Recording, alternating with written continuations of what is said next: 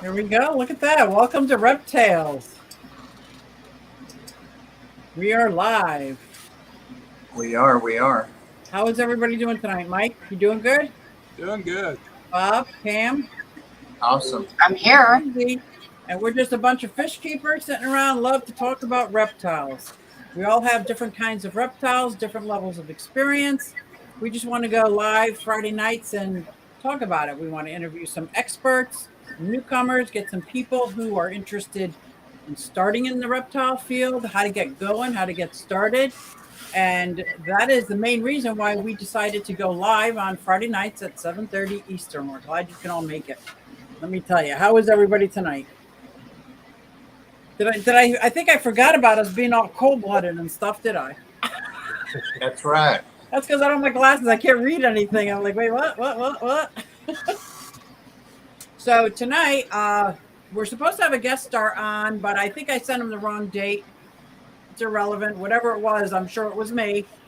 And so we are going to talk all about enclosures, reptile enclosures, what types they are, how you can make them, what kind of materials you use out of them, the size of them, and everything about the decor, whether they're bioactive, naturalistic, or squeaky clean. So sit back and let's enjoy some conversation on enclosures. Now, if you have any questions, go ahead and put them in the chat. If you have answers, go ahead and put it in the chat and we'll address them as we get to them. How's that sound for everybody? Does everybody here in the chat have their drink? I have no answers, so only questions. Nice. That'll work. That's Nice. why we're here. So do you want me to start off? Sure. Okay. So just off the top of my head, some basic enclosures can be a little fish tank, one of those fancy fish, looks like a fish tank, but thinner glass with front opening made for reptiles. You can make them out of plywood. You can, I've seen this one woman on YouTube has a whole bookshelf that her dad helped her convert the bookshelf into all different enclosures for her leopard geckos. So you can, as long as your reptile has everything it needs, anything can be called its enclosure, its habitat. For some of my tortoises, they just get to roam free and they have a safe place where they can sleep at night. So there's all different kinds of enclosures. We can also talk about having a naturalistic enclosure versus a bioactive enclosure versus one that looks like a Barbie dollhouse. Doesn't matter. It's your reptile, it's your home. As long as your reptile's needs are being met, it's kind of like the fish tank. You know, you do you, I'll do me. As long as your reptile's happy. But Who's that above your head, Susie? Susie, What? turn No. around. oh, Who's that above your head? I thought someone was in my head. No, then we'd be talking about This spiders. one? Yeah. Oh, I just put them up there because I cleaned out this enclosure. Oh, okay. This is just my, this is Azure, my blue tongue skink. Oh, So today we're going to talk about this enclosure. It's a good start. It's a handmade wooden enclosure with plexiglass sliding glass doors on the front. And the reason I went with wooden enclosures because some of my reptiles that I keep tend to have a problem with glass. Like my tortoises, they don't understand glass is a barrier. So they'll keep ramming into it. My Chinese water dragon, they've been known to rub their whole nose right off their face, wow. trying to rub through the glass because they just don't get it. Like it's either a screen or so. What I do is I use wood, and when I was using glass, I took silicone on the inside of the glass, smeared it all over, and threw coconut coir all against the wall so they don't see the reflection. Yeah. And that worked well for me. But I'm switching to wood enclosures because I wanted to upgrade and make them a little bigger. But like the thumbnail says, I'm not so sure bigger is always better. Not so sure because I got a baby bearded dragon. And if I put him in here with a couple of his little crickets, I don't know if he'd find those crickets. I would actually have to like tongue feed him. And I kind of like my animals to hunt for their food if they're capable. So I don't think bigger is always better. No. So, but some of my animals that are full grown, they're going into 4 foot by 4 foot by 2 foot enclosures. So they're getting a huge upgrade from their 40-gallon breeder style, which is what, 36 inches by 18 inches by 18. Yep. Some are front opening. This one here, you can't really see, but it's just got a screened opening for 2 baby Chinese water dragons that are in here because this is a quarantine tank. So this is not where they're going to live, but this is where they are now. And just like my fish, I quarantine my animals before they go into anything else because I'm usually dealing with parasites. Some of the animals that are wild caught have parasites, and I don't want to put them in a fully activated bio enclosure and not be able to check out, not to be gross, but to check their poop. I'm a poop checker. Susie, since you like poop so much, now, do you mind talking just briefly about what the main parasites are? I don't know the names of them, No, but I me know neither. my animals that go outside for the spring, summer, and fall, and they come in. What I do is I run their poop as they're pooping. I run their poop through the microscope to see if there's any parasites in there, any critters are in there. Some of them that are harder to detect, like I'll give you for instance, in the fish keeping hobby, when we get in peat puffers, more than likely they got worms. More than likely, you just treat them for worms. My Unless stomach you're- was kind of churning this morning. Should I send you a sample to look at? Yeah, sure. Send me your poop. I'm kidding. Don't anybody send me their poop. And those are the ones that I look for. The ones that I know I can treat. Now, this blue tongue skink up here, when I got him, he not only had mouth rot, he was losing weight. I Oh, could have no. assumed that it was because of the mouth rot, and that's why. But to be sure, I went right to the vet. So if you're not sure, what I do anyway, I'm not going to tell you what to do. But what I do is I take them to the vet. I have a reptile vet about an hour away, and because it's very expensive. So I don't just go to the vet for them to look at the poop. I can look at the poop under a microscope. But when That's there's something cool. I can't treat, and he needed intramuscular medicine, which means I had to have needles and give him shots and lotion for his lips. And they said there were 0 parasites, but he was dehydrated. So when I got him, not only did he have mouth rot, he was dehydrated. And now you saw him big, fat, healthy. Big, fat, and healthy, and hopefully be breeding quality next spring. When I got my first agama, I was really super paranoid that it had mice Oh, or lice. And Yeah, really I had think a lot I of- think snakes get them a lot, don't they? The little mites. I think so it you didn't depends bring him on right who- into your reptile room. What did you do with him to make sure that he wasn't contaminating all your other animals? Well, I talked to people like Eric Furlow and people like that. And see, the problem with the agamas is you can't soak them.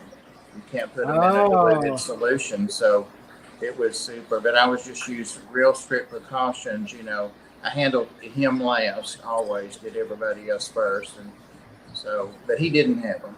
He didn't. But for some reason, I fixated that he did. Right. And some people have their enclosures like far enough apart from each other, they're not connected, where it's almost like it's their own enclosure. Very rarely are you going to have a reptile that's a community reptile. Very rarely. Well, I And, think when you get them from a pet store, though, you need to be extra careful. mhm. Because I know when I was down at a reptile place in Fort Collins, they were busy. They started pulling snakes out of their little boxes for sale and putting them in the back room because they found some mites on a few of them. So they were checking all of them Right. and pulling ones that had it. So I think if you get them from someplace like that where there's a lot of them, you need to really watch it. You know, watch them for a little while, make sure they don't have anything. Right.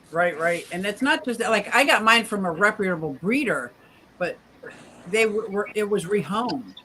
They just said, here, we can't take care of the skink. So they contacted me because I was on a waiting list for a baby skink. And they said, we're not sure if you're interested. It's not a baby, but it's a northern Skinkoides, Taliqua Skinkoides intermedia, which is what I was on the waiting list for. So I was like, absolutely, acting like I knew what I was doing. And when I got the animal in the mail, I'm like, I better go right to the vet because I don't want to assume that I know what I'm doing and then my animal pay the price. Right. But when I got him, he was in a 40-gallon breeder, top opening, not front opening, because it was actually a 40-gallon breeder. And I had one of those flower beds filled with water because they like to soak in water. They like to walk through water. They like to poop in the water. Easy to find the poop. And it was a tiled floor. So it was easy for me to take scrapings, easy for me to give the injections to. So it was like his quarantine tank. It's not where he was going to be living, but another enclosure we didn't talk about, and I'll let Bob talk about it a little more detail because I don't have one right now set up. I have in the past, are the screened enclosures for certain chameleons. Oh, okay. Yeah. And you can get those and put them together as a kit. But people say don't get the kit. The first one I got for my chameleons, it came with all the pieces, the lights and the um, mat, the carpet, and the different things that you might use. Thermometer, humidifier, whatever, humidity Uh-huh. thing. And but I did find out that it would have been cheaper to get what I really wanted. The second one I got, I'm still trying to get it together, um, is much bigger, and I have most of the pieces anyway, just odds and ends. So I haven't had to buy anything to get it going. Okay. And I'm going to move the chameleon that's gotten too big for the other one up to that. And those are nice. They're very tight. You know, it's hard for anything to get out as long as it's latched. I've really thought about putting my green African green bush snake in there because they're arboreal, but I'm just hesitating on that. He does try to push to get out a lot. But I And had a question. how do you keep the humidity up with the screening? What I do is a good question. I forgot that. What I do is I have live plants down below, and I make sure that they're watered. They're plants that like water, and so evaporation naturally. But a lot of people use misters, and that's what I am going to get to put on this larger screened enclosure. But I missed him 3 or 4, sometimes more times a day. Just when I walk by, I missed him. And that naturally, you know, brings the humidity up. The plants and the plastic stuff, everything. I missed it. So That's pretty cool. And get to bond with him, and he knows every time you're at the enclosure, you're not feeding him, so he's not aggressive, I would imagine, right? No, he likes to get out now. He just started doing that a couple of weeks ago. And oh my God, I had him out 2 nights ago, and I went to bed and everything. And I'm like, I didn't put him up, I don't think. And I came back, and he was still just chilling up at the ceiling on that limb. But gosh, I can't believe I forgot him. He was fine. And I don't let him have any breeze on him. I mean, I don't like have panels of plastic, but I just make sure he's not in a breeze, you know, because that would dry out. Right, because it's all screened, right? Okay. Now, Mike, you have snakes too. What kind of special enclosures do you have for snakes? Because I envision a snake as an escape artist. That's what I envision. Never had a snake, never even held a snake. So I would love to hear what kind of enclosures you keep for snakes. For the snakes, my biggest ball python, he's probably about 3.5 feet long. I just got him in an old 75-gallon aquarium. Okay. With a screen top. And he doesn't just push it open? No, it's got locks on it. Oh. How do you lock a screen? There's a little clamp that you can get that's around the edges. Goal is to get everything in front opening enclosures. Ah. Like you just said, the metal clamp, like a. Yeah. I envision a padlock with security numbers and. Yeah. That's what John Bag of Donuts would want if he ever allowed one in his house, which he won't. Right. But it would have to be like. He's about 3.5 feet long, and of course the 75 is 4 foot long, so he's got plenty of room in there. How long? He's about 3.5 feet. Bob, how big are your snakes? the biggest ball python, I think, is just under that one, under Mike's size. It's actually a little longer than 3 feet because it's longer than its 40 breeder. So, Wow. and then the others are juveniles, small snakes. Still, Dee Dee's got a question there. Okay. She's asking about anoles. Is it better to have them in a glass or screen enclosure? And I don't know which is better. I would guess probably a screen, but I keep mine in the 55 that my blue-tongued skink lives in, and he doesn't try to get them. Sometimes they'll dash by him or jump on him by mistake, and they're just that grumpy. He's never got one of them. So I don't know. Now, do you have the animals as a pet, or are you just gut loading them and going to be a feeder for someone else? They're gut loading, and they're going to be feeders for my African green bush snake. Okay, so I got 2 anoles one time because I heard they were feeders. I'm like, well, let me see. Maybe I can keep them as a pet. Oh my gosh, these things were so fast and so tiny that I ended up putting them in like it's a spider enclosure.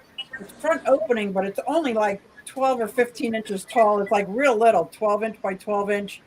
But mine had a false bottom on it, so it was easy to keep moist. But all the animals, all the little bugs I put in for them seemed to go down into the substrate. I don't know if they were eating well or not, but they lived quite a long time. But they were so fast. One got out once. Oh my God, I've never seen anything so fast in my life. I didn't know I had one out, but sorry, Mike. But I found him dried up on the floor a couple nights ago. A small one. Yeah. I think they needed moisture, right? They need a lot of. I miss that 55, like Mike's tank that he was talking about. It's got a screen on top. Okay. But so I missed the skink, and they come running and get on the leaves and get the drops. Now, Mike, do you keep anoles for your feeders? I have anoles that were for my green bush snake, but my bush snake is missing, so now they're pets. So exactly. That's what I did the same thing with goldfish. Somebody said they're feeder fish. I said I'll take 10 for $1, and now I got goldfish this big in my pond. It's like, holy cow! I'm gonna stop rescuing feeders. But I also have a wire screen cage for my chameleon. Oh, okay. How do you keep yours humid? I have an automatic mister system on it that mists the cage 3 times a day. Oh, wow. And I'm probably going to add a fogger to it also. Now, I've used foggers in the past, but never a mister. It's more of a challenge in a screen cage, or than even a lot of experts argue anymore not to keep chameleons in a wire screen cage, but keep them in a glass one. It can be done in a wire screen cage. What would the argument be for keeping it in a glass one? The glass one keeps the humidity better than the open wire screen does. But and I've made my chameleon cage bioactive,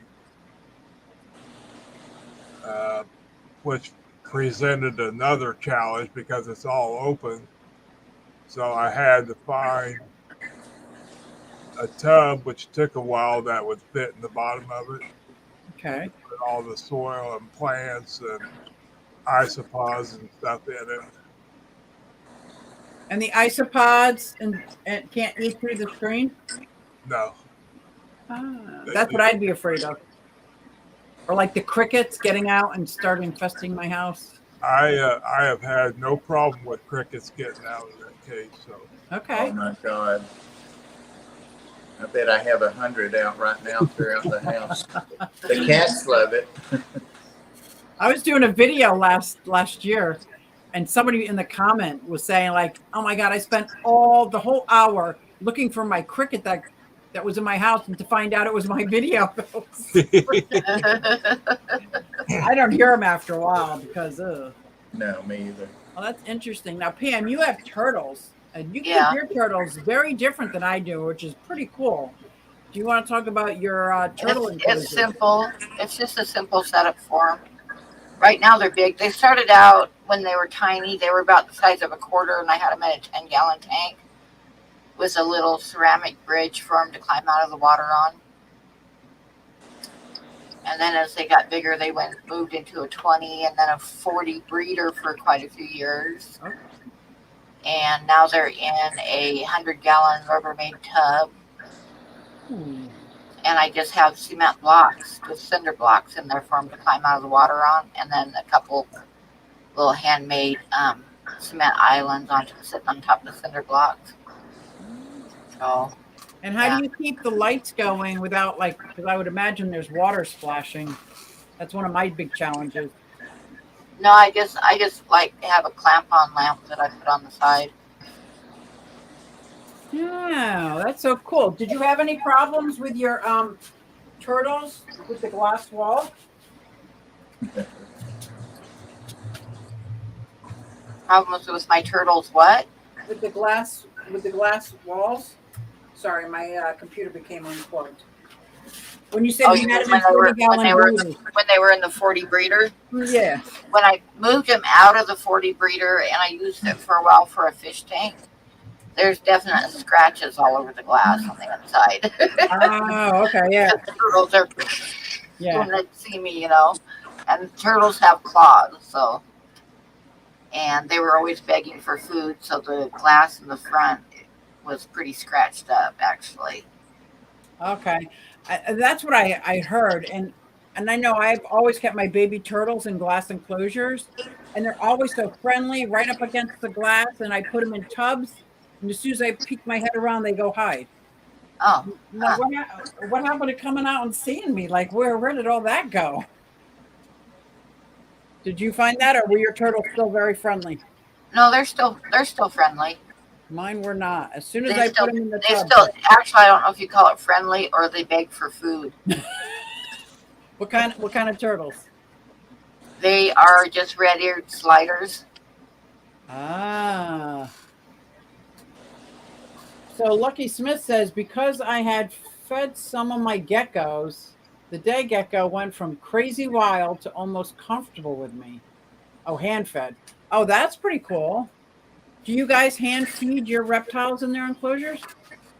I don't hand feed my turtles because I know damn good and well they'd take a finger with the food. They sure will. Yeah. They sure will, man. At least my yellow belly slider will. Boom. Oh, yeah. I mean, it's not that they're mean. It's just they'll eat whatever you put in front of their face, including your hand. Right. Now, I'm very jealous, Bob. I saw you feeding your skink right out of your hands. Yeah. Oh, yeah. And I also feed, so far, my corn snakes. They're still like 18 inches. And then Wait. You hold the mouse? Yeah, because they zoom right in on it. I just dangle it by its tail. It's just a little pinky. They're up to 3 pinkies now. Yeah. They're real careful to grab the pinky. They've never made a mistake. Really? Yeah. I didn't think mice had that kind, or snakes had that kind of, what do you call it? Like, Mike knows. Awareness. Oh, yeah. They smell it and then they know food. And they learn real quick, hey, this guy's got the lid open because he's going to give us something to eat. So let's go to him. They come right to you. Yeah, Patty says you got to jiggle it a little bit. Yeah, I do. I hang it down in front of them, but the one I've had the longest, I don't even have to jiggle it. He just comes over and he gets his head positioned and everything and just grabs it. And I think it's called a food drive, is what Mike said it was, that they have a real strong food or prey Now, when drive. I was a kid, I had an eastern box turtle for many, many, many, many years Cool. until I graduated from high school and gave it to someone else. But I could hand feed it because I'd hold grasshoppers by the legs and I would bite the grasshoppers off just right to the legs and not touch my fingers. oh, that is so cool. But these red-eared Right. sliders, No, I'm not going to do that because I know damn good well they'd take my finger and it would hurt. I'm going to say what Lucky is saying, that he started hand feeding because his leopard gecko, who wasn't eating from the bowl, started losing weight. And she ignored the bowl and only eats from my hand. It's fun and annoying. That's why I don't start.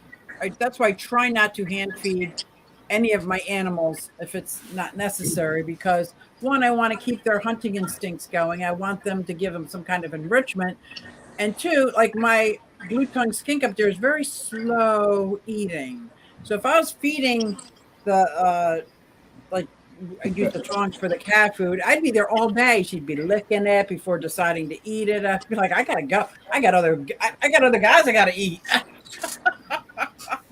I don't know if I could hand feed. That's pretty cool though. The Euromastics that I got, somebody else had, it used to be in hand fed because when I put food down in there, it tries to get it out of my hand before I drop it, which is fine.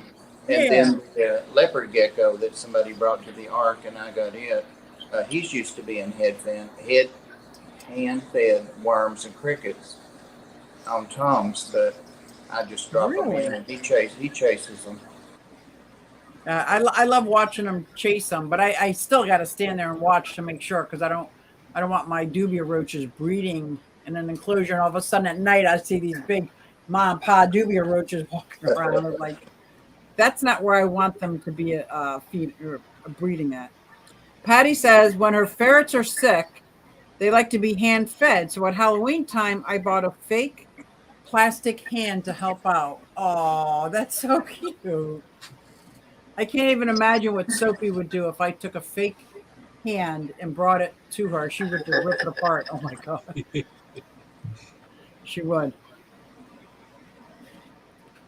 I'm going to mute myself. Yeah, my all my snakes I feed with tongs. Like you said, you either got to wiggle the prey in front of them a little bit, or if you have one that's not wanting to eat, just hold the prey up to the side of their mouth. I did get tagged once on a live stream. Catfish Terry wanted me to feed Sandy. He was about half the size he is now, and he was in shed, so he couldn't see well. And I wasn't paying attention, and just the second that I thought, I can't see where his head is, what I'm doing, because I was holding my camera, my phone, and boom, I felt it, but it didn't hurt at all. Okay. It bled great for the camera, though. Oh. Yeah, I don't know. So when you guys are talking about going back to the enclosures, what other kind of enclosures can you think of that would be good for reptiles? I don't know if anybody else. I think Mike has one, but I found those not plastic, but I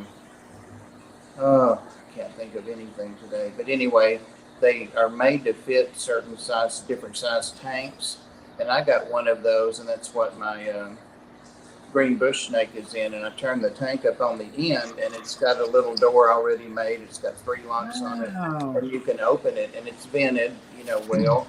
And so they've got glass around 3 sides, so it really helps if you want it to be humid. And I've got plants growing in it; they do well in it. But I'm about to get some more of those because I have tanks that have opened up, that I've taken down. So you're saying if I take an aquarium and put it on end, there's someone out there that makes the door, so it would be a front opening enclosure? Yeah, and you just run a bead of silicone around in the lip and, inside of the tank and set that plexiglass down in there and give it, just a few minutes and you've got an enclosure. That would be very interesting if you guys could figure out the name of that. That's pretty interesting, because most of us, because we are all fish keepers, usually have an extra tank or two lying around. Yeah. I know it can't just be me. Mike found a different place than I got mine, and actually I got mine at one of the local reptile stores over near Ed, and then I looked them up online and found them somewhere, and then Mike got his somewhere else. So they're not that uncommon. Ah, Yeah, I got it on Etsy. what did you say? I got mine on Etsy. So an individual actually made them, and then that's a good idea. We have a fish keeper, I think his name is Fishman. No, his name is Fishman. That he's very good with plexi, and he makes amazing things. He bends it, he molds it. It's just amazing what he does with plexi, and it's so finished and smooth. I'm like blown away every time I watch him make stuff. I bet you he could make some stuff. Lucky says I have 9 shoebox bins. Oh, with isopods. Cool. Planning on creating a bioactive substrate, but breeding isopods were too fast for me. Really? That's interesting. What do you mean by they were too fast? They're bred too fast? I tried breeding isopods, so I didn't have to keep buying them, and I can't breed them fast enough. For the 20 enclosures, almost all of mine are bioactive except for the quarantine ones. Some look very natural, like you were saying, Bob, with dirt, and then Mike, you're saying about plants in it and all that stuff. And some, it's self-sustaining, bioactive, where everything from the springtails, the mold, and then Hey, other Eric. ones, I just have plants in them, and then I have isopods in the dirt and hope that he poops in the dirt. So, because there's 2 different kinds of ones, they're both bioactive, but one's a very naturalistic. And there are some that are like biotopes, like we would have in the fish keeping hobby, but they're very specific to the region of what your pet came from. And I don't have any reptile enclosures that are like biotopes. No, me either. Me either. I do have one that's bioactive though. It's the 55 that has Nelson, the blue-tongued skink, and the anolis. Okay. And they love that because they catch some of the gnats or whatever. Anything I could catch last summer went in there. Anything. It does, and it's got some of the roly-polies too. I forget what you just called them, that are local here. But so it's got all kinds of stuff in there, and they eat those things. I do put crickets in, but they hardly ever want them because they stay full. I don't want a cricket. I know some of my mealworms were turning into the beetles. I had that. And I left them in there because I thought it'd make, aerate the dirt a little bit. Yeah, I don't know if it's true or I just made that up because I didn't want to get them out, but they're supposed to be good cleanup. Yeah? Yeah. And 3 of my enclosures that have water or have water, like some of mine have frogs in them, they have springtails. And those propagate quite quickly. The springtails are like little tiny white, and they take care of all, I think it's mold or mildew. So as the other ones are getting rid of the detritus, they're taking care of the mold and mildew. The plants they're sucking up the, nitrogen and spitting out oxygen. Did I say that right? I think I did. Yeah, I have 1 enclosure. It's like a 40-gallon breeder. I say like because the glass is much thinner. The bottom part of the glass is good for water, but the top half is front opening where I have water in there for my white cloud mountain minnows and baby turtles, like the size of a quarter baby turtles. And then I have a land area that has a Pac-Man frog that stays in that land. He doesn't go in the water ever. And lots of plants. So I would love to have something like that in like a 125 or something big that you could have the plants growing up the wall and really making it awesome. Right. Oh, yeah. Dee found a link there for those acrylic doors. Oh, RepTales acrylic. Thank you, Dee. I can't wait to check them out. I can't wait to check them out. I've still got to throw that 20 long away that the cat's busted and let the snake out, but I'm taking that door off before I do, so I'm keeping it. And what are you going to do with it? Probably eventually get another 20 long and set it up again. Okay. Okay. I always thought if I had a broken aquarium, I would put it upside down on top of a current aquarium for like a turtle basking area. But I've never had the nerve to just break an aquarium to do that. And I haven't really built too many, like, but I bought one or two things that sit on top of your aquarium, so you can fill the aquarium all the way to the top with water and still have a basking area. Wow. Because those turtles, like Pam was saying, those turtles get pretty big. Yeah. Lucky's saying that he doesn't want any more than 4 bins, and he's got 9. So I don't know if that means he's trying to find a home for the other 5, or what's going on there. If you have a bioactive enclosures, just start setting them up. Or not, set up a terrarium for them. That's what I would. I just love setting up terrariums. But then again, I think I have a small problem with setting up tanks and terrariums and enclosures and things like that. Because I want to set up an enclosure for a chameleon, and I don't even have a chameleon. But I love the way you guys describe that big, would you say, like 4 foot by 4 foot screen enclosure where you can put a tub on the bottom and have like a tree coming up. 36 by 18 by 36. Oh, is that for like a female chameleon? Or is that a male chameleon? It's a male chameleon. Oh, okay. Right now. So. Oh, yeah. The bigger one I got is, the bigger one I got is 48 by 24 by 24. So it's a good size. Right. Okay. Dee says she wants to set up an enclosure just because it's pretty. Exactly. And people have been doing that for centuries, setting up, they're called the terrariums.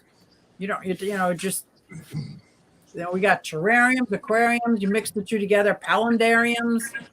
Like, I think that's pretty cool. Like Furlow was saying, his first bioactive was a dart frog enclosure. I would love to have even if I can just build it without the frogs yet. Obviously, I would want to build the aquarium first, where there's waterfall coming down into a very small amount of water, but mostly all foresty, like for the dart frogs. I would love that. I would really like that as well. That's one place that the reptile community is at right now, is setting up more eye-pleasing enclosures, with plants and all the other stuff, which I have gotten into also. I've got a leopard gecko tank that is still just set up. He's just still set up on paper towels. Okay. That I want to do that tank as my next bioactive tank. Oh, I like that. Good, yeah. And what size aquarium or what size tank would you use for a full-grown leopard gecko? The one I've got is basically the same footprint as a 20 long, just higher. Okay. Which is more than enough room for a leopard gecko. So nice. And that's a high moisture animal, or no? Okay. They pretty much whatever the humidity and stuff in your house is, they're fine with. Yeah. Dee Dee's asking what bioactive means. Bioactive is soil, plants. You have your isopods, which are basically roly-polies. Your springtails. It's a combination of basically those three: your isopods, springtails, and plants. And what do they do? It's like a cleanup crew. It's like when people get a pleco or a mono shrimp for their tank to clean up the detritus and stuff. It's basically a self-cleaning system. And you mix that with that mister that you have, automatic mister. So now it's raining inside your aquarium with the bioactive. That's what I want for my That's dart frogs. my chameleon is so easy to take care of. What is? My chameleon, Yeah. he is so easy to take care of. I haven't had to scoop poop out of Nelson's 55 for a year. Yeah. I mean, literally, I turn the substrate and stuff and make sure, just to aerate stuff. But Right. no poop. If they eat it all, it's gone. And I you usually notice pull too, out the urates. Maybe I'm pulling out my urates too soon. Well, they destroy the urates. I pull out I see a little white clump. I just pull that out. no, I haven't found any since I had them in there.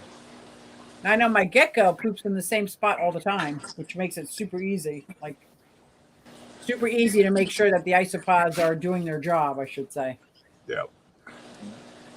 Did that help you, Dee Dee? So you can have that bioactive enclosure set up in a very naturalistic setting, or just have like they were saying, they have a tub on the bottom with dirt and plants, and that's where the bioactive activity is going on. Is that right? Yep. But there's a lot of people. I did a video a couple of years back about the difference between a bioactive enclosure and a tiled enclosure, something that's super clean, like you were saying, on paper towels. And there are a lot of people that like that better. They like to be able to see the poop, clean it up, set it up fresh every day. I'm more of, maybe because I have a few animals, I want as much automated as possible. Right. How many reptiles do you have? Just a guess. Me? Yes. In this room, I have 21 enclosures, but that's because my tortoises do not live together. They're separate. Like my cherry head is separate from obviously my Russian tortoises, which is separate from my sulcatas. Right now, the sulcatas are small. They're fine, but they're going to get bigger and they might need separate enclosures. They already act like they want separate enclosures, I should say. So I'm going to say 21. And the bottom is 7 for the 7 on the bottom are all for the tortoises. So I'd say I have 14. We have How many about do you the have, same. Bob? I think about the same. We counted it on some string. Okay. I think 17 or 15. And what do you have, Mike? Oh man.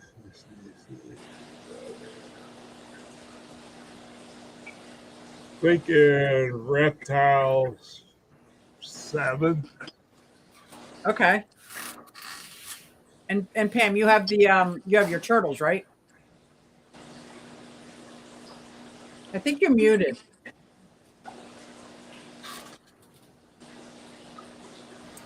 Yeah, all I have is my turtles right now as far as reptiles go. I'm going to get a snake, but right now I just have my turtles. That's awesome. Now, Lucky says the same thing that I heard, and it's that chameleons and easy to take care of are usually never presented in the same sentence. I heard chameleons are very sensitive animals. They can get egg bound real easy, that they don't like to be handled at all. They all tolerate it, but that's just what I've heard. So can you explain what you mean by easy to take care of, in your opinion? As far as I'm concerned, and they're easy to take care of in the time it takes care to maintain them. And also, since I've got everything kind of tweaked, so I know when you missed it. Yes. And stuff like that, is no different than taking care of a snake to me. You're right. And I think that was Dee Dee's point. She's equating it to like a balanced aquarium. Once your aquarium's balanced, it's self-sustaining, it runs. Even if you don't do water changes, it's good for a long time. That's the same thing. Once you have things all set up the way, like I would say my adult bearded dragon is super easy to take care of because everything's all set up natural for them to go through. But when they were babies and had to eat 3 or 4 times a day, and they weren't in bioactive because I was still monitoring poop and making sure that they were gaining weight, and I had to make sure, like, that was very high maintenance. Whereas you're saying your chameleon is set up because you have it all set up, You have the automated mister, right? Did you say you already had a fogger for him? I don't yet.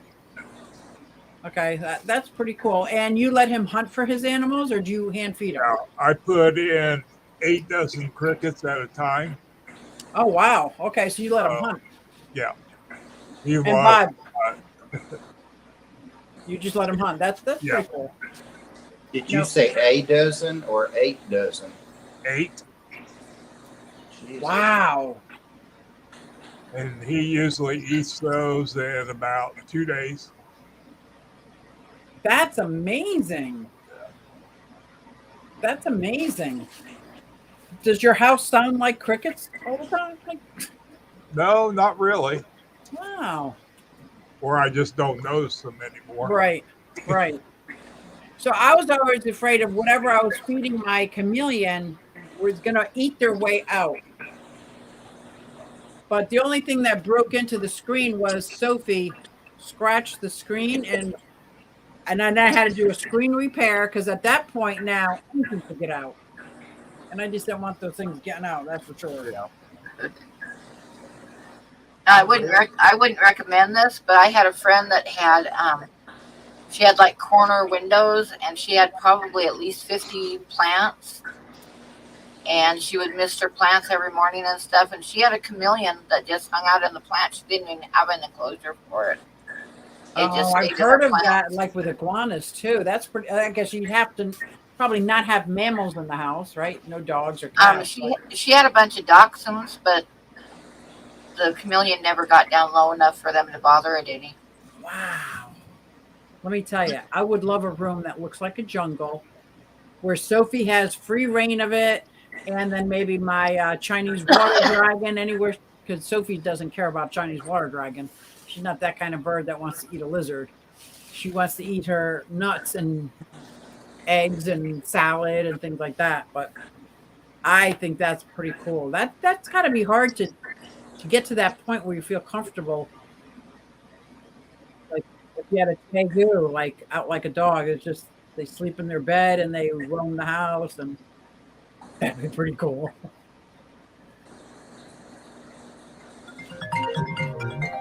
Do you?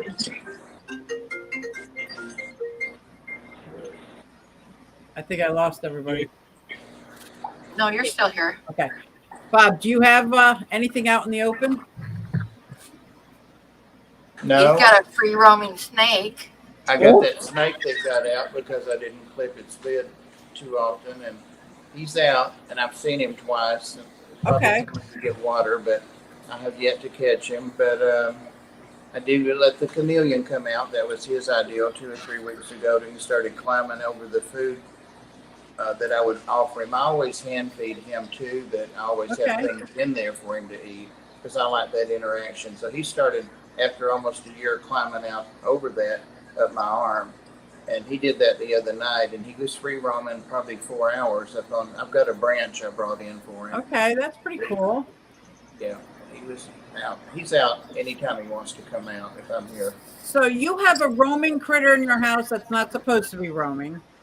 Mike, correct me if I'm wrong. You have one. Yeah. And as of today, I have one. So does any of these situations have to do with the actual enclosures and how we have them set up? Because I think that's what a lot of people worry about when they have reptiles for some reason. Because we know if a fish jumps out, it's probably going to flop around and die. It's not going to get out and start propagating in your house. So, like, I know that's one of the fears for a lot of beginner reptile keepers. Like, how do you keep them in? For my snake that's out, the problem was having cats. Oh. You said habitat? Having a cat. The cat let him out? Yeah. The cat smashed the top of the cage, so. Oh, no. What about you, Bob? I forgot the question. I was laughing at the comments. I'm sorry. Oh, okay. I was laughing at some comments. I'm sorry. What was the question again? How did yours get out? Was it because of the enclosure? It was totally me being negligent, not putting the clips on. and trusting. I just would weight it and have things I'm using on it, spray bottle or something. And he's real strong for a small snake. And I underestimate him and was just lax and secure in his cage.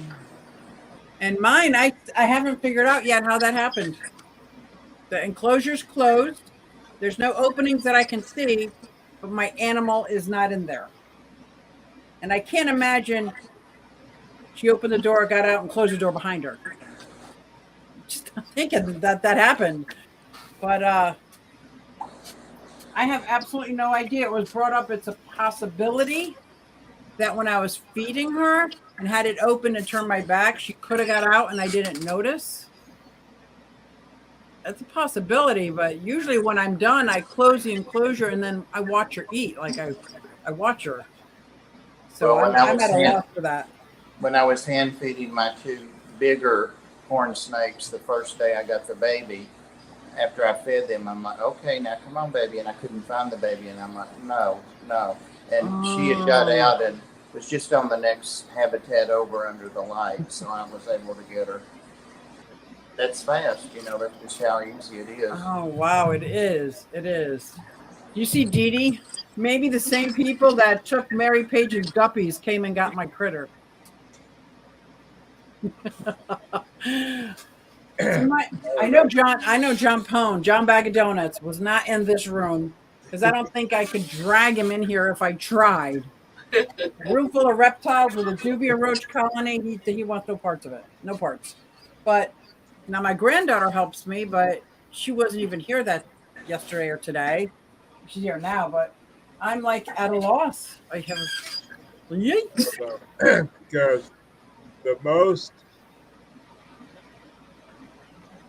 obvious answer that makes the most sense to me is there's a space in one of those decorations that you haven't found yet. That it's in. Well, I moved everything from up there down here. So, and that's still behind plastic, plexiglass anyway. Yeah. So everything is there, and maybe I'll give it a day and then start I'm going to tear every decoration apart, every freaking one of them. It's got to be somewhere, right? And this is a handicapped leopard gecko, so he doesn't have any hands. He's got to be somewhere. A leopard gecko just can't disappear. Well, the most likely scenario is you looked away for a minute, it got out, and then you closed it, and it wasn't in there. And now he's somewhere. But okay. Well, I keep looking, but I didn't think it had anything to do with the enclosure. But these are all handmade enclosures. They're not even done yet, so I'm still working on them slowly but surely, getting them done. Yes, Dee Dee. Dee Dee said only 2 legs to stand on. I know, right? Mm-hmm. Lucky says, the only time I had a free roaming reptile was when I forgot your clip and the crested gecko enclosure. Okay. He ended up returning himself to be fed. Oh my God, that's so funny. He came back for food. It's like when I used to skip school, I'd come back for lunch and always get caught. Because I was on the free lunch program. My son's iguana got away one time. A couple times, actually. First time he was probably about that long, a couple feet long. And we looked and looked and looked for him, couldn't find him. And when I was taking down the Christmas tree, I found him. I know. I'm like taking down the Christmas tree, and here's this green tail like dripping down between the branches. I'm like, Tucker, I found it. That's so funny. Oh my God. And he was gone for a couple months another time, and we pulled in the driveway, and we had a basement and those little basement windows, and he was sunning himself in the basement window. So. Oh wow. And he'd been out for about 3 months. I don't know what he was eating, but yeah. So there are sorry. Go ahead. There are legless lizards. There really are. And they are lizards. They're not snakes. That they make you think they look like snakes. They're cool. So Patty says it's called the lasered. Get it, lasered? Yeah. Lasered. I love that. I'm hoping he's hiding in the decorations, but I know depending on the animal you have, like my Chinese water dragon got out one time, I looked up.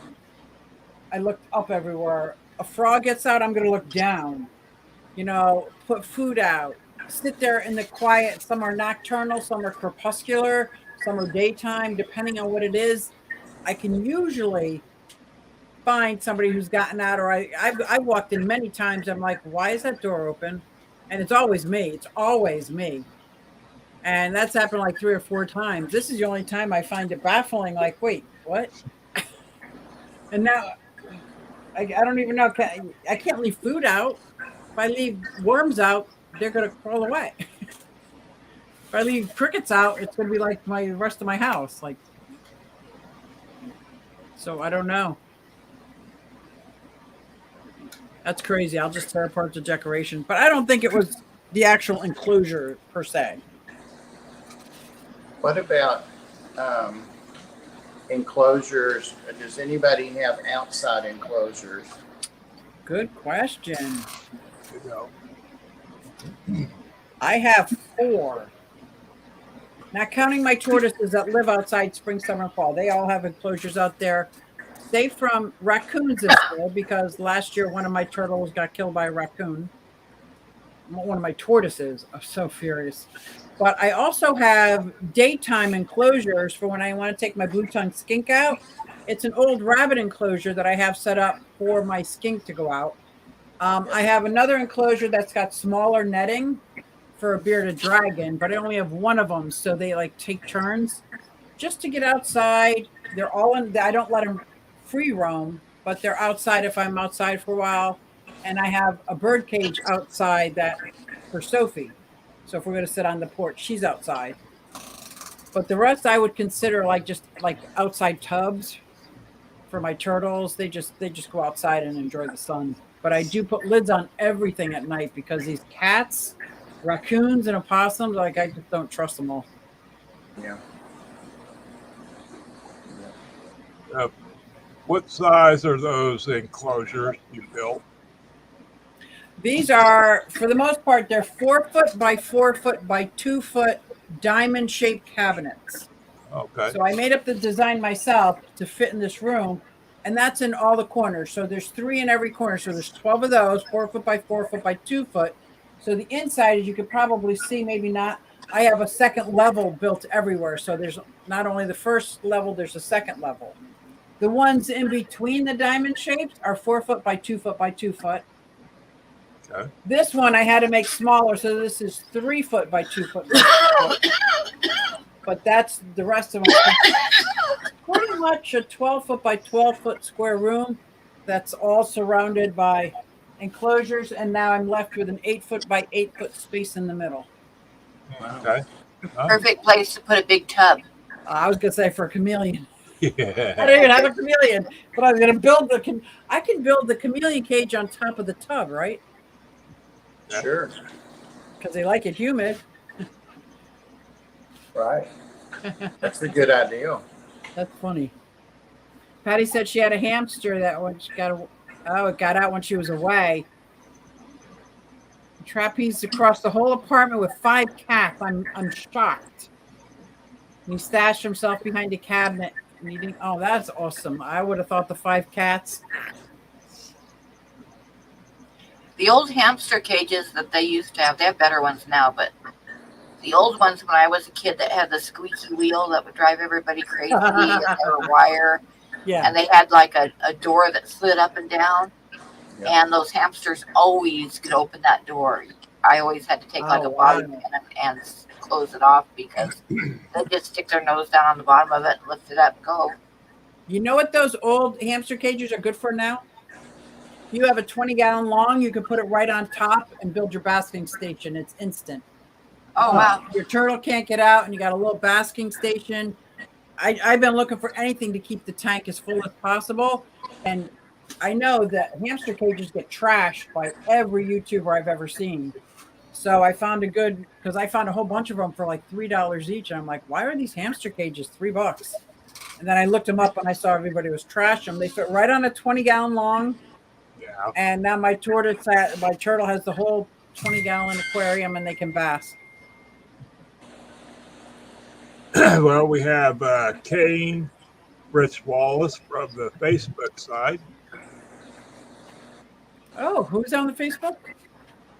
Kane Fritz Wallace. Well, hello Yeah, there. We got he jo- Facebook people. he joined the Tennessee Fish Mafia a few days ago, and I'm allowed to post our reptiles in the Fish Mafia page. So Nice. he Right, came over right. to Facebook and joined up. So awesome. Now, I think this was a blast, even though it wasn't meant to be bait and switch. I just got my dates mixed up with Bob. Bob Steenfeld will be on our RepTales coming up. I know he was camping and he's going away. He had a big surprise that he did on his last video, but that was totally my fault. But I really enjoyed just talking about aquariums and enclosures and habitats for the reptiles. Mm-hmm. I thought it was Yeah, I enjoyed it. Got some ideas. Very Who's much. our guest next week? Just curious. Next week is Brandon, Oh, cool. Misfit Reptiles. Awesome. who is it? I'm sorry. Brandon Oh, from Misfit awesome. Reptiles. Awesome. And I know we have guests for the rest of the summer, right? Pretty much lined up. Well, Yep. we are through August or September 2nd. Okay, cool. I've kind of held off scheduling anybody for a little while so we don't get Perfect. too far ahead. Right, right. This is I'm really loving this, guys. Now tomorrow there's a reptile show in my area up by King of Prussia, Pennsylvania. It's called Oaks East Coast Reptile Show. I'm very excited. I'm going to be taking my granddaughter up there. We're not going to be buying anything, but we're going to be looking around. I can't wait to see everything that's up there. I'll probably get as many video clips as possible just to, show off some of the stuff that I found up there. I'm pretty excited. And Bob, don't you go to a show tomorrow? Oh yeah, Chattanooga Ed and I are going. He confirmed for sure we're going to meet up early tomorrow and drive over to Knoxville about an hour and go to Repticon. Then we're going to the aquarium, Knoxville, the big, huge store up there. And then on the way back, stop at where I got my green bush snake and see what they've got. Ed hadn't been there, so it'll be a day. Wow, that sounds like fun. Yep. It will Pam be. or Mike, are you guys headed to anything reptile related? No, I'm not. I live in Wyoming. I forgot. I love the way you say that. If you want to know anything about cows, I can go out and get pictures of cows. You'd only get cow butts. Okay. Yeah. Oh, Kane says he won't be there tomorrow, but he's definitely going on Sunday with his wife. That's pretty cool. Cool. Ed needs to go tomorrow, so otherwise we'd come Sunday. Wow. So this was awesome. Well, thank you guys. And I thank all our moderators for everything they do and posting the links and stuff. Awesome. We posted Bob Steenfoss link because it wasn't his fault, guys. This was all on me. And the special thanks to Dee Dee because she's gone above and beyond. Thank you, Dee Dee. Yes. He really has. Everybody doesn't know Dee Dee's been behind the scenes all night. Doing an awesome job for us, trying to keep track of chat. Hey, Ness. Hey, Ness. Yep. Here we are. You're just in time for us to say goodbye. Man. Okay. Was anybody have any final words? I think Susie did an awesome job moderating the stream and keeping it in the right direction and bringing us back on track. I really enjoyed the structure. Yeah, I love talking about enclosures too, so that was easy. You did a great job, Susie. Thank you. I appreciate it. All right. I think thank everybody in chat. lurkers, replay crew. Love you all. Glad you come spend some time with us. We'll be back here same time next week with Brandon from Misfit Reptiles. Everybody, hope you have a great week. And we'll catch you on the next one. Bye, guys. Bye. Thanks, everybody.